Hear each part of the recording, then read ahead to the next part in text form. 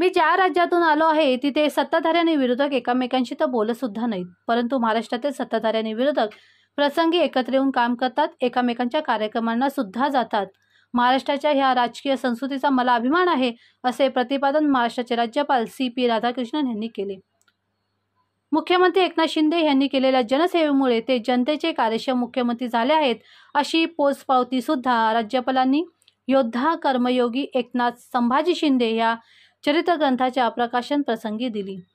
प्राध्यापक डॉक्टर प्रदीप ढवळ, डॉक्टर अरुंधती भालेराव लिखित मुख्यमंत्री एकनाथ शिंदे यांचा कार्यकर्ता ते मुख्यमंत्री असा जीवन प्रवास संघर्ष सांगणाऱ्या योद्धा कर्मयोगी एकनाथ संभाजी शिंदे या चरित्रग्रंथाचे प्रकाशन राज्यपाल CP राधाकृष्णन यांच्या हस्ते गडकरी रंगायतन इथे झाले, त्यावेळी ते बोलत होते. यावेळी मुख्यमंत्री एकनाथ शिंदे, उपमुख्यमंत्री देवेंद्र फडणवीस, उपमुख्यमंत्री अजितदादा पवार, विधान परिषदेच्या उपसभापती नीलम गोरे, शालेय शिक्षण मंत्री दीपक केसरकर, पालकमंत्री शंभूराजे देसाई, उद्योगमंत्री उदय सामंत, पद्मश्री शंकरबाबा फाफाळकर, खासदार डॉक्टर श्रीकांत शिंदे, खासदार नरेश म्हस्के, आमदार रवींद्र फाटक, अखिल भारतीय साहित्य संमेलनाचे अध्यक्ष रवींद्र शोभणे, आमदार प्रताप सरनाईक, आमदार निरंजन डावखरे, आमदार संजय केळकर, ग्रंथालयाचे सुदेश हिंगलाजपूरकर, ज्येष्ठ साहित्यिक मधु मंगेश कर्णी व अन्य मान्यवर मोठ्या संख्येने उपस्थित होते.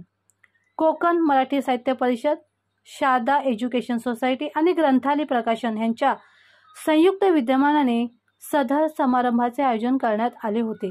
प्रास्ताविक या सोहळ्याचे निमंत्रक व उद्योगमंत्री उदय सामंत यांनी केले, तर सूत्रसंचालन नरेंद्र बेडेकर यांनी केले.